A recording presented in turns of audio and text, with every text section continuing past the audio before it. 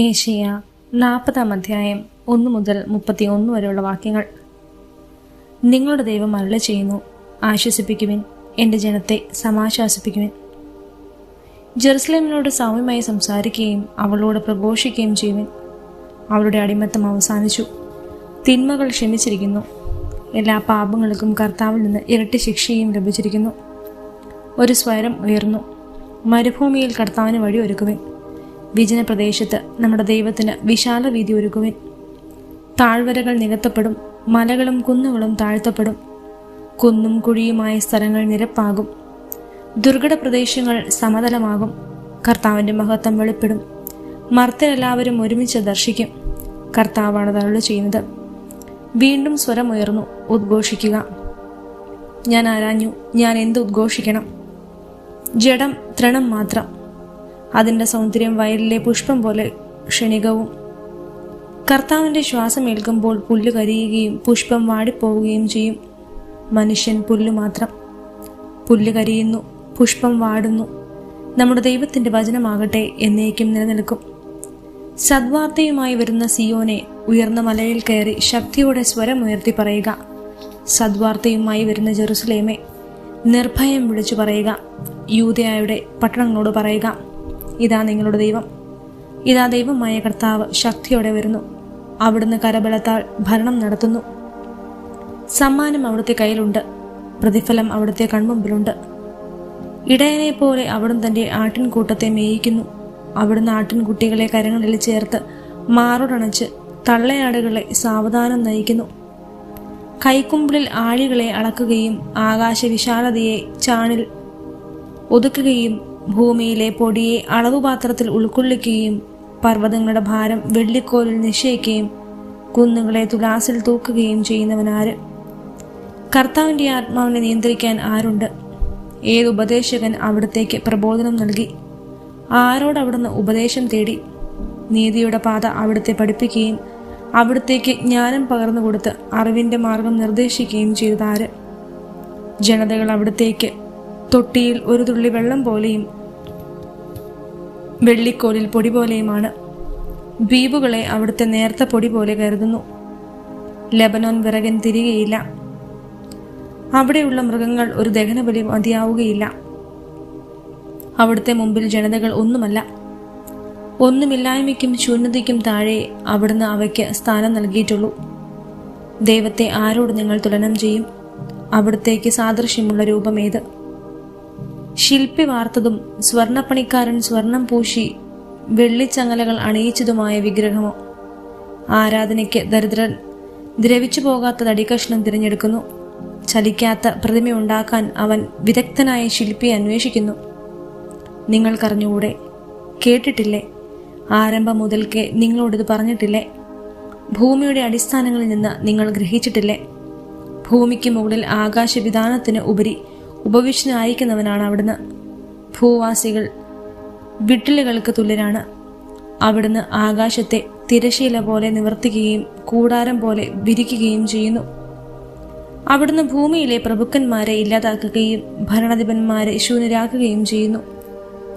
നട്ടയുടനെ വിതച്ചയുടനെ വേരെടുത്ത ഉടനെ അവിടുത്തെ നിശ്വാസത്തിൽ അവ കരിഞ്ഞു പോകുന്നു. വൈക്കോലിനെ എന്ന പോലെ കൊടുങ്കാറ്റ് അവയെ പറത്തിക്കളയുന്നു. ആരോട് നിങ്ങളെ തന്നെ ഉപമിക്കും? ആരോടാണ് എനിക്ക് സാദൃശ്യം എന്ന് പരിശുദ്ധനായവൻ ചോദിക്കുന്നു. നിങ്ങൾ കണ്ണുയർത്തി കാണുവിൻ. ആരാണ് ഇവയെല്ലാം സൃഷ്ടിച്ചത്? പേര് ചൊല്ലി വിളിച്ച് അവയുടെ ഗണത്തെ എണ്ണമനുസരിച്ച് പുറത്തു കൊണ്ടുവരുന്നവൻ തന്നെ. അവിടുത്തെ ശക്തിയുടെ മഹത്വവും പ്രഭാവവും മൂലം അവയിലൊന്നുപോലും നഷ്ടപ്പെടുന്നില്ല. യാക്കോബെ, ഇസ്രായേലെ, എൻ്റെ വഴികൾ കർത്താവിൽ നിന്ന് മറഞ്ഞിരിക്കുന്നു. എൻ്റെ അവകാശം ദൈവം കണക്കിലെടുക്കുന്നില്ല എന്ന് നീ പരാതി പറയുന്നത് എന്തുകൊണ്ടാണ്? നിങ്ങൾക്കറിഞ്ഞുകൂടെ? നിങ്ങൾ കേട്ടിട്ടില്ലേ? കർത്താവ് നിത്യനായ ദൈവവും ഭൂമി മുഴുവൻ്റെയും സൃഷ്ടാവുമാണ്. അവിടുന്ന് ക്ഷണിക്കുകയോ തളരുകയോ ഇല്ല. അവിടുത്തെ മനസ്സ് അഗ്രാഹ്യമാണ്. തളർന്നവന് അവിടുന്ന് ബലം നൽകുന്നു, ദുർബലന് ശക്തി പകരുകയും ചെയ്യുന്നു. യുവാക്കൾ പോലും തളരുകയും ക്ഷീണിക്കുകയും ചെയ്തേക്കാം. ചെറുപ്പക്കാർ ശക്തിയറ്റു വീഴാം. എന്നാൽ ദൈവത്തിൽ ആശ്രയിക്കുന്നവർ വീണ്ടും ശക്തി പ്രാപിക്കും. അവർ കഴുകന്മാരെ പോലെ ചിറകടിച്ചുയരും. അവർ ഓടിയാലും ക്ഷീണിക്കുകയില്ല, നടന്നാൽ തളരുകയുമില്ല. ഏശയ്യാ 41 1 മുതൽ 29 വരെയുള്ള വാക്യങ്ങൾ. തീരദേശങ്ങളെ നിശബ്ദമായിരുന്ന് എൻ്റെ വാക്ക് കേൾക്കുക. ജനതകൾ ശക്തി വീണ്ടെടുക്കട്ടെ, അടുത്തു വന്ന് സംസാരിക്കട്ടെ. നമുക്ക് വിധിക്കായി ഒരുമിച്ചുകൂടാം. ഓരോ കാൽവയ്പിലും വിജയം വരിക്കുന്ന കിഴക്ക് നിന്ന് വരുന്നവനെ ഉയർത്തിയത് ആര്? രാജാക്കന്മാരുടെ മേൽ ആധിപത്യം സ്ഥാപിക്കാൻ അവിടുന്ന് ജനതകളെ അവനെ ഏൽപ്പിച്ചു കൊടുത്തു. വാളുകൊണ്ട് അവൻ അവരെ പൊടി പോലെയാക്കി, വില്ലുകൊണ്ട് കാറ്റിൽ പറക്കുന്ന വൈക്കോൽ പോലെയും. അവരെ അനുധാവനം ചെയ്യുന്നവൻ സുരക്ഷിതനായി കടന്നുപോകുന്നു. അവൻ്റെ കാലടികൾ പാതയിൽ സ്പർശിക്കുന്നത് പോലുമില്ല. ആരംഭം മുതൽ തലമുറകൾക്ക് ഉന്മ നൽകി ഇവയെല്ലാം പ്രവർത്തിച്ചത് ആരാണ്? ആദിയിലുള്ളവനും അവസാനത്തിലുള്ളവനുമായ കൂടെ ഉള്ളവനുമായ കർത്താവായ ഞാനാണ്, ഞാൻ തന്നെ അവൻ. തീരദേശങ്ങൾ കണ്ട് ഭയപ്പെടുന്നു, ഭൂമിയുടെ അതിർത്തികൾ വിറകൊള്ളുന്നു. അവർ ഒരുമിച്ച് അടുത്തു വരുന്നു, ഓരോരുത്തരും അയൽക്കാരനെ സഹായിക്കുന്നു. ധൈര്യപ്പെടുക എന്ന് പരസ്പരം പറയുന്നു. വിളക്കിയത് നന്നായിരിക്കുന്നുവെന്ന് പറഞ്ഞ ശില്പി സ്വർണ്ണപ്പണിക്കാരനെയും ലോഹപ്പണിക്കാരൻ കൂടത്തിലടിക്കുന്നവനെയും അഭിനന്ദിക്കുന്നു. ഇളകാതിരിക്കാൻ അവർ അവ ആണി കൊണ്ട് ഉറപ്പിക്കുകയും ചെയ്യുന്നു. എൻ്റെ ദാസനായ ഇസ്രായേലെ, ഞാൻ തിരഞ്ഞെടുത്ത യാക്കോബെ, എൻ്റെ സ്നേഹിതനായ അബ്രഹാത്തിൻ്റെ സന്തതി, നീ എൻ്റെ ദാസനാണ്. ഞാൻ നിന്നെ തിരഞ്ഞെടുത്തു, ഇനി ഒരിക്കലും ഉപേക്ഷിക്കുകയില്ല എന്ന് പറഞ്ഞുകൊണ്ട് ഭൂമിയുടെ അതിർത്തികളിൽ നിന്ന് ഞാൻ നിന്നെ തിരഞ്ഞെടുത്തു. വിദൂര ദിക്കുകളിൽ നിന്ന് ഞാൻ നിന്നെ വിളിച്ചു. ഭയപ്പെടേണ്ട, ഞാൻ നിന്നോട് കൂടെയുണ്ട്. സംഭ്രമിക്കേണ്ട, ഞാനാണ് നിന്റെ ദൈവം. ഞാൻ നിന്നെ ശക്തിപ്പെടുത്തുകയും സഹായിക്കുകയും ചെയ്യും. എൻ്റെ വിജയകരമായ വലത്ത് കൈകൊണ്ട് ഞാൻ നിന്നെ താങ്ങി നിർത്തും. നിന്നെ ദ്വേഷിക്കുന്നവർ ലജ്ജിച്ച് തല താഴ്ത്തും. നിന്നോട് ഏറ്റുമുട്ടുന്നവർ നശിച്ച് ഒന്നുമല്ലാതായി തീരും. നിന്നോട് ശണ്ട കൂടുന്നവരെ നീ അന്വേഷിക്കും, കണ്ടെത്തുകയില്ല. നിന്നോട് പോരാടുന്നവർ ശൂന്യരാകും. നിന്റെ ദൈവവും കർത്താവുമായ ഞാൻ നിന്റെ വലത്ത് കൈ പിടിച്ചിരിക്കുന്നു. ഞാനാണ് പറയുന്നത്, ഭയപ്പെടേണ്ട, ഞാൻ നിന്നെ സഹായിക്കും. കർത്താവ് അരുളി ചെയ്യുന്നു, കൃമിയായ യാക്കോബെ, ഇസ്രായേലരെ, ഭയപ്പെടേണ്ട, ഞാൻ നിന്നെ സഹായിക്കും. കർത്താവ് അരുളി ചെയ്യുന്നു, ഇസ്രായേലിന്റെ പരിശുദ്ധനാണ് നിന്റെ രക്ഷകൻ. ഞാൻ നിന്നെ പുതിയതും മൂർച്ചയേറിയതുമായ പുല്ലുപോലെ ചക്രങ്ങളോട് കൂടിയതുമായ ഒരു മെതിവണ്ടിയാക്കും. നീ മലകളെ മെതിച്ച് പൊടിയാക്കും, കുന്നുകളെ പതിരുപോലെയാക്കും. നീ അവയെ പാറ്റുകയും കാറ്റ് അവയെ പറപ്പിച്ചു കളയുകയും കൊടുങ്കാറ്റ് അവയെ ചിതറിക്കുകയും ചെയ്യും. നീ കർത്താവിൽ ആനന്ദിക്കും, ഇസ്രായേലിന്റെ പരിശുദ്ധനിൽ അഭിമാനം കൊള്ളും. ദരിദ്രനും നിരാലംബരും ജലം അന്വേഷിച്ച് കണ്ടെത്താതെ ദാഹത്താൽ നാവ് വരണ്ടു പോകുമ്പോൾ കർത്താവായ ഞാൻ അവർക്ക് ഉത്തരമരുളും. ഇസ്രായേലിന്റെ ദൈവമാണ് ഞാൻ, അവരെ കൈവിടുകയില്ല. പാഴ്മലകളിൽ നദികളും താഴ്വരകളുടെ മധ്യേ ഉറവകളും ഞാൻ ഉണ്ടാക്കും. മരുഭൂമിയെ ജലാശയവും വരണ്ട പ്രദേശത്തെ നീരുറവയുമാക്കും. മരുഭൂമിയിൽ ദേവദാരു, കരുവേലകം, കൊളുന്ത്, ഒലിവ് എന്നിവ ഞാൻ നടും. മണലാരണ്യത്തിൽ സരളവൃക്ഷവും പൈൻമരവും പുന്നയും വച്ചുപിടിപ്പിക്കും.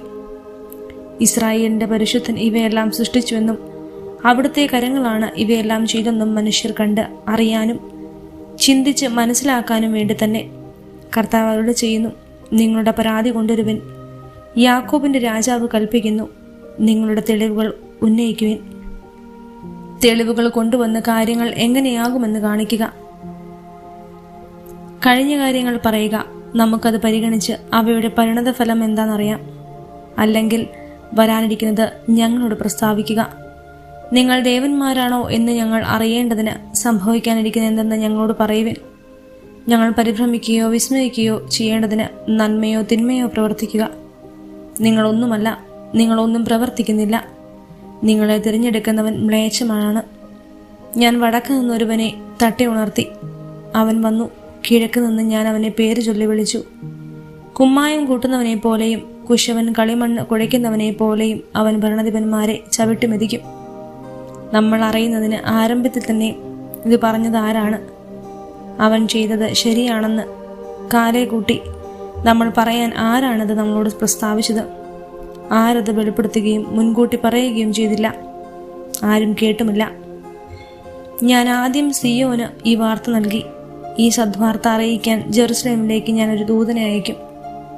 ഞാൻ നോക്കിയപ്പോൾ ആരെയും കണ്ടില്ല. എൻ്റെ ചോദ്യത്തിന് ഉത്തരം നൽകാൻ അവരുടെ ഇടയിൽ ഒരു ഉപദേശകനുമില്ലായിരുന്നു. അവരെല്ലാവരും മിഥ്യയാണ്. അവർ ഒന്നും പ്രവർത്തിക്കുന്നില്ല. അവരുടെ വാർപ്പ് വിഗ്രഹങ്ങൾ കാറ്റുപോലെ ശൂന്യമാണ്.